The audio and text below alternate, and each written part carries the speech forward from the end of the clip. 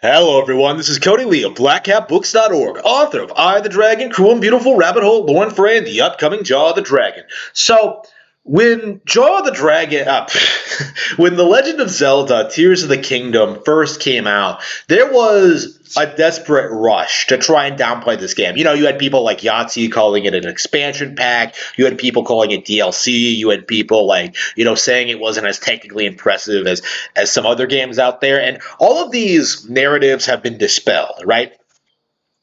And I think it's time we kind of look back on some of them and really reflect on them and kind of talk about why they are so ridiculous, right? Kind of talk about all the weird agendas, every little nitty bitty one that these people tried to throw against this game.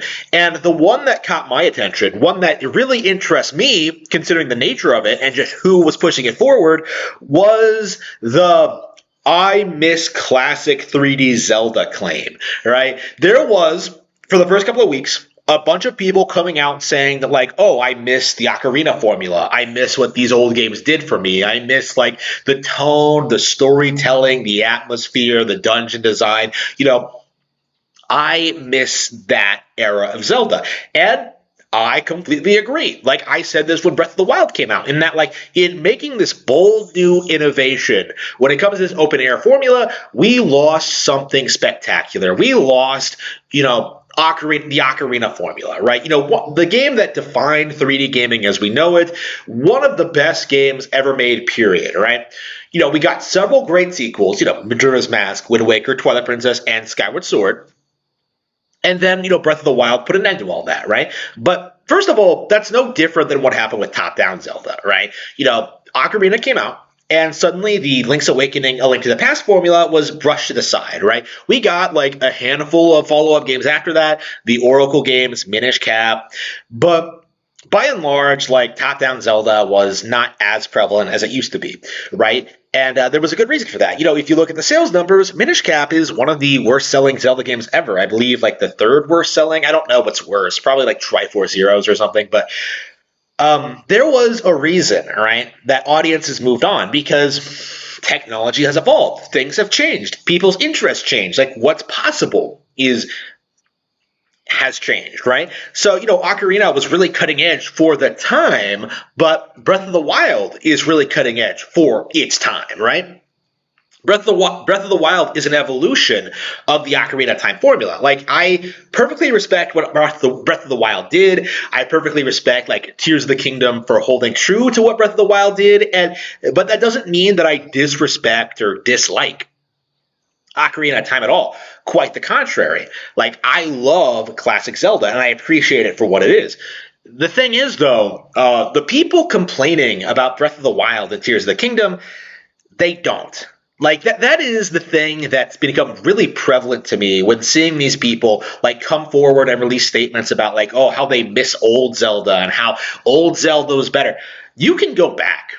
Okay, you can go back and find a lot of these people 10, 15, 20 years ago in some cases, and how often they ragged on Zelda for being formulaic. I think people were ragging on the Zelda formula back when Wind Waker was brand new. And at that point, that you basically only were comparing it to Ocarina of Time and Majora's Mask. And Majora's Mask was a weird oddball entry. So going back to basics with Wind Waker was actually should have been seen as a return to form, but it wasn't, right? Wind Waker was downplayed harder than perhaps most Nintendo games. I don't want to say all of them, because of course you have big standout entries like New Super Mario Bros. U and these massive games that were just pretty successfully damage controlled by the establishment. At the time, Wind Waker was downplayed. It was called a kiddie game, pre-release, and it wasn't until it came out that it started evolving a dedicated cult audience. I grew up right with Twilight Princess, right? I spent years looking forward to that release, super excited for it. I thought it was going to be the best game ever made. It came out and I was disappointed with it, right? I didn't think it was nearly as good as previous Zelda games, whatever, right? And, a lot of people agreed with me, right? We talked about it online. It was fun. It had an interesting conversation, but, there was this narrative that persisted, even back then, is that like Nintendo's losing their touch. Nintendo can't compete with what other studios are doing. Twilight Princess is a sign of what's to come. Like Zelda's never going to be good again. There was this very big like agenda, this very real thing trying to downplay Twilight Princess. Now, was I disappointed with Twilight Princess? Sure. But did I think it was a bad game? No. Like, there are plenty of things I love about Twilight Princess, right? Plenty of things I enjoy, and even right now, I'm planning on going back to it and doing a review of it and talking about those positive aspects. But when I look at the history of what these people have done, just looking at the history of like Skyward Sword's reception in particular, like you see a lot of people ragging on this stale, archaic Zelda formula, right? You see a lot of people pointing that out. And when you actually look at why Breath of the Wild was made, specifically that people were complaining that Skyward Sword was not enough like Skyrim, you get a sense of like why Nintendo made Breath of the Wild the way they did and why it became so successful. They did what the audience wanted. The audience made what they needed like very clear, and Nintendo like delivered, like more than delivered. Breath of the Wild is better than Skyrim ever was, right? And right now, the people who argued in bad faith, the people who hate Zelda for what it is and are trying to destroy Nintendo and downplay everything they do, like they are desperately trying to come up with some kind of narrative, something they can hold against Nintendo. And one of the things they tried to do was claim they were big fans of classic Zelda games. But unlike the mid-2000s, unlike the 90s, you can't go back. Fans are able to go back, look these people up, look what these people said about those games back when they first came out, and compare them to what they're saying now. And a lot of it doesn't hold up to any kind of scrutiny, right? That is the grim reality we're in that we are seeing like certain companies and brands being worshipped by these people. But then when like Nintendo does something similar, better, suddenly, like, there's a problem. Suddenly, like, oh, there's a problem with the graphics and the frame rate and the design of the world and the quest designs and, like, the general structure and the length and, like, the story and the combat and the weapon degradation system. Like, there's problems with this, that, whatever. Like, it's just an excuse. It is a justification. These people are not arguing in good faith. They are not gamers playing this game with you and talking about its positive and negative aspects in a friendly, just a fan way, right? They're not like debating amongst themselves as to like what Zelda, like what's good about Zelda and what doesn't work and what can be improved upon and what's is the best it could possibly be. Like what?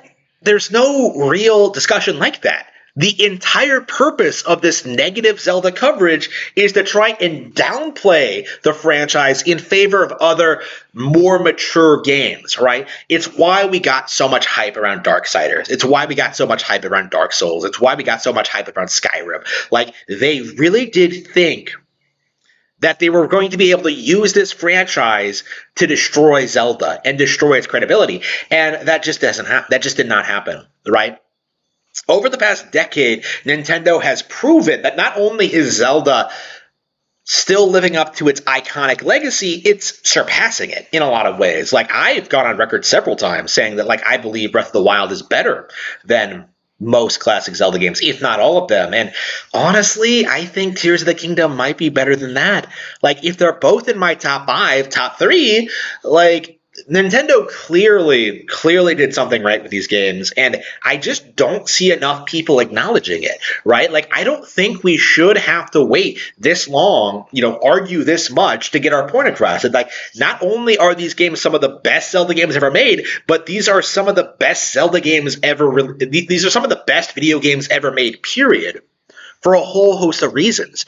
And we have to struggle and fight to get this recognition, and I don't think we really need to do that. I think critics really should be acknowledging that these games are masterpieces. I think they should be, kneeling to Nintendo and acknowledging them as,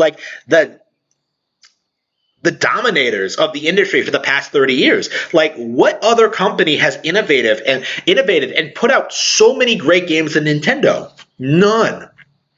No one even comes close.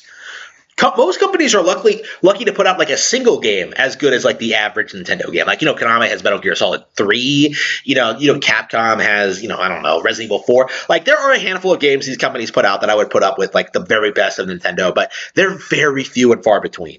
Very few. And more people really need to acknowledge it. People need to acknowledge that Nintendo has honed an entire generation of developers that are just dominating the industry, that are just doing new and innovative things that like people would never be able to imagine. Nobody foresaw the potential of Ultra Hand.